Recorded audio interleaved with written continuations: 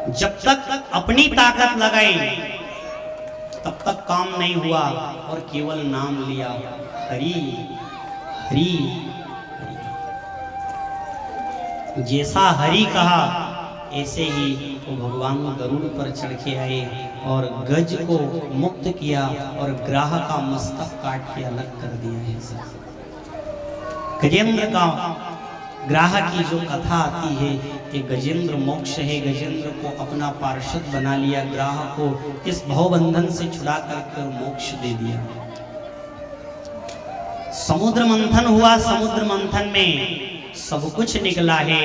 अमीयधेनु गज अश्व विख कल्प वृक्ष शशि जान धनु धनवंतरि कंबुशिरी रंभा मणि मदमान सियावर रामचंद्र शंकर हरिओ।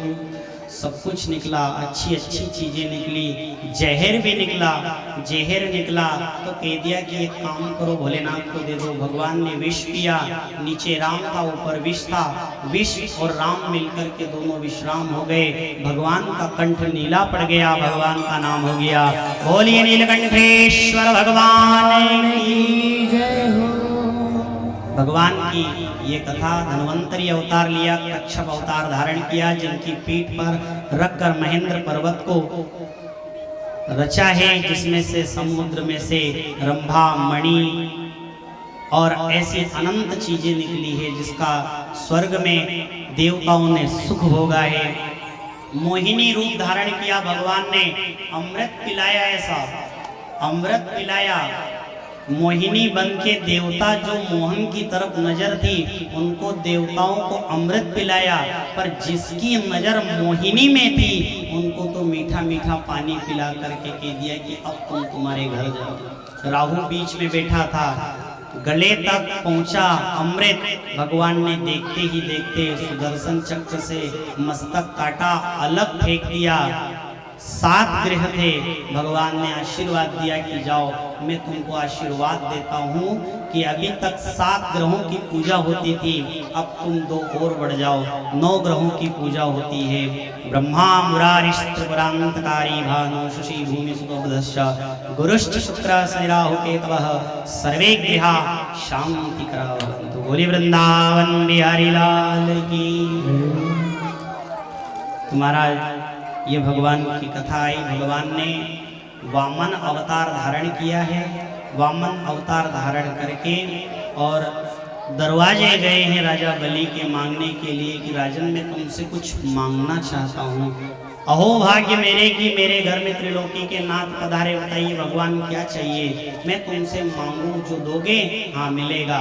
तो मेरे को 3 पग धरती दे दो, 3 पग जमीन नापी, एक यहाँ दूसरी स्वर्गलोक में और तीसरी कारबो साहब मस्तक झुका दिया। भगवान ने देखते ही देखते उसको नीचे पाताल लोक में टिका दिया, वहाँ का राजा बना दिया और भगवान 4 महीने वहाँ की रखवाली करते हैं। भगवान श्री कृष्ण, भगवान सावरिया सेठ उनके घर के नौकर बन गए। देखो जिसने भगवान के दरवाजे की नौकरी करी है वहाँ पर क्या हुआ है, अब भगवान उनके दरवाजे की नौकरी कर रहे हैं। इसीलिए नौकरी भगवान की ही करना, संसार में किसी की नौकरी मत करना। साहब बोले वृंदावन बिहारी लाल की। भगीरथ जी महाराज ने संसार में घोर तप किया। सगर के 60,000 पुत्र मरणासन पर थे। गंगा आएगी तो ही इस पृथ्वी पर उद्धार होगा इन पितरों का। भगीरथ जी महाराज ने कठिन तप किया और नमामि गंगे तव पाद पंकजं सुरासुरैर्वन्दित दिव्य रूपं भुक्तिं च मुक्तिं च ददाम्यहम् भावानुसारेण सदा नराणाम। बोलिए गंगा मैया की। गंगा महारानी का इस पृथ्वी के ऊपर अवतरण हुआ, सभी ने जय जयकार की। तो कह दिया किसी ने कि एक काम करो, बेटी गंगा में हाथ धो लो, बेटी गंगा में हाथ धो लो। तो उसने कहा कि मूर्खों, बेटी गंगा में हाथ क्यों धो, कपड़े उतारो सीधी डुबकी लगाओ। तो तो उन्होंने कहा कि मेरे ठंड ज़्यादा पड़े, ये जो ठंड ज़्यादा पड़ती नहीं, ऐसे आलसी लोग कहते हैं कि गंगा में हाथ धो लो। हाथ क्यों दो, जब गंगा बह रही है तो सीधा डुबकी लगाओ, चाहे वो जल की बहे या नाम की बहे, आप तो सब आओ और उसमें डुबकी लगाओ और अपने आप को तार लो। बोली वृंदावन बिहारी। ऐसे एक जगह कथा हो रही थी, गंगा मैया की बात आई थी, कथा हो रही थी। तो महाराज जब पंडित जी कथा करें, पंडित जी व्यास मंच पर आसीन कथा करें, बुजुर्ग ब्राह्मण थे, कथा बोलते बोलते मुंह से अपने पुराण पर थूक उड़ करके जाए, तो जजमान ने कहा कि पंडित जी आप थोड़ा संभल के बोला करो, थोड़ा धीरे बोला करो, क्योंकि आपके मुख से थूक उड़ करके और पुराण के ऊपर जाता अच्छी बात नहीं है। तो जजमान से कहा, जजमान कहा पंडित जी ब्राह्मण के मुख में गंगा मैया का वास होता है। मैंने कहा अच्छा, हाँ। कहा कि ठीक है, जय हो गंगा मैया की। फिर पंडित जी अगले दिन कथा करने के लिए बैठे, जजमान सामने ही बैठे थे। उन्हें जैसे ही राम कहने के लिए मुख आ किया, राम रा कहने के लिए मुख आ हुआ, जजमान ने पुड़िया बढ़ई अन निशानों लगन सीधो पंडित जी का मुनामा। पंडित जी सोचने लगे कि कई एगो गला में कई एगो। लोगों ने पूछा क्यों भैया क्या किया, पंडित जी के मुंह में तुमने क्या फेंक दिया? इन्होंने कहा कि भैया पंडित जी ने काल में तो कहो तो कि ब्राह्मण के मुख में गंगा होती है। हाँ तो गंगा होती है। तो इन्होंने कहा कि हमारी माए का फूल 10 साल का धरेल था, मन को कहाँ गंगा जाऊंगा, याद गंगा जी में ठंडा कर दिया। गंगा रानी। तो ये भी साथ कई जजमान लोग ऐसा भी मिल जाए, इनसे बहुत बच के रहना पड़ता है। बोली वृंदावन बिहारी लाल की जय। महाराज सुखदेव स्वामी ने राजा परीक्षित को बताया है कि राजन भगवान की ये जो कथा है, भगवान सबका कल्याण करते हैं, भगवान सबको तारते हैं, कभी किसी को मारते नहीं हैं। भगवान का तो जहाँ केवल आप दूसरी तो बात छोड़ो, केवल स्पर्श हो जावे, हाथ लग जाए तो तरणागति हो जाती है। केवल हाथ लगे तो तर जाए। अच्छा, ये है भगवान की लीला। सुखदेव स्वामी ने राजा परीक्षित को बताया कि राजन अब अपना मन एकाग्र करके रखो, अब क्योंकि कुछ ही समय के बाद में मेरे ठाकुर जी का अवतरण होगा। अच्छा भगवान आएंगे, हाँ आएंगे, आप तो शांति से बैठे रहो, हिलना डुलना नहीं, इधर उधर नजर नहीं जाए, भगवान की कथा में ही मन लगा रहे, ऐसे शांति से बैठे रहो। तो भगवान जिस स्थान पर भी जाते हैं, जिस जगह पर भी जाते हैं, वो भूमि पवित्र हो जाती है, वो माटी वृंदावन की रज हो जाती है। बड़े भाग तो मानुष तन पावा, बड़े भाग्य से तो मानव का शरीर मिलता है, और उसके बाद अगर ये समय को व्यर्थ गवाएंगे तो काम नहीं देगा।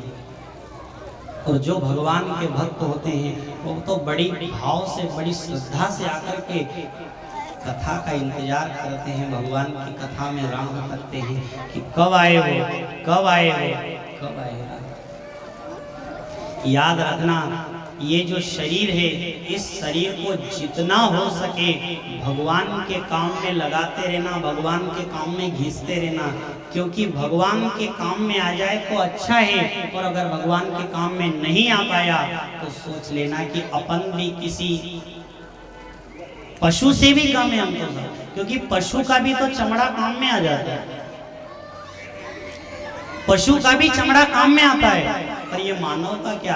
अब कई लोग के हम तो कोई काम नहीं करते हैं साहब, हम तो केवल बैठे रहते हैं। कुछ काम नहीं करोगे, कुछ भी नहीं करेंगे, हम तो केवल बैठे रहते हैं।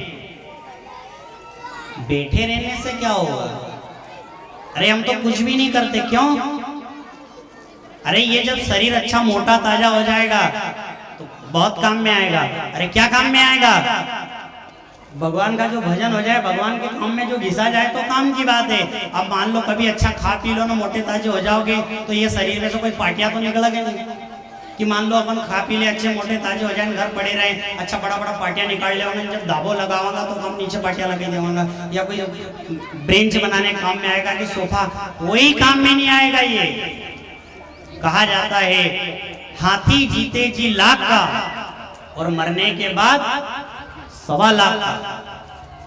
अब वो क्या काम में आता है वो तो भगवान ही जानता, हमारे नहीं मालूम, क्योंकि हमने हाथी नहीं पाले अभी तक। पालांगा उन दिन बता दो। सुना है कि हाथी जीते जी लाख का और मरने के बाद हाथी 1.25 लाख का होता है।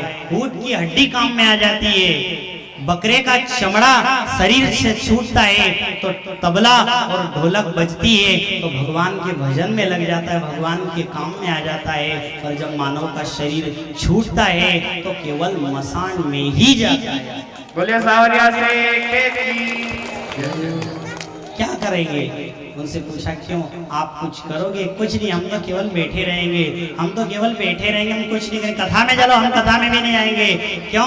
अरे सुन, ये मानव शरीर जीते जी कोई काम में आ जाए तो लगा लो, क्योंकि हाथी जीते जी लाख का, मरने के बाद 1.25 लाख का, और आदमी जीते जी खाक का और मरने के बाद केवल 2 तगारी राख का ही रहता है।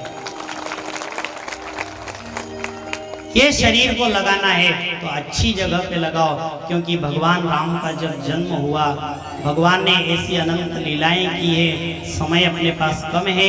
भगवान की राह जिस सबरी ने तकी है, शबरी बड़ी भाव से आंखें एकदम भगवान की तरफ लगा करके देखती थी, रास्ता निहारती थी कि भगवान आएंगे, भगवान आएंगे, भगवान आएंगे। शबरी ने क्या किया था?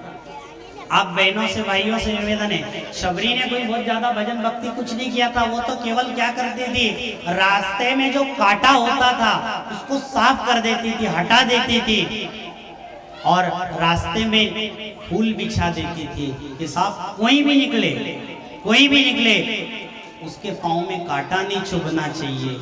और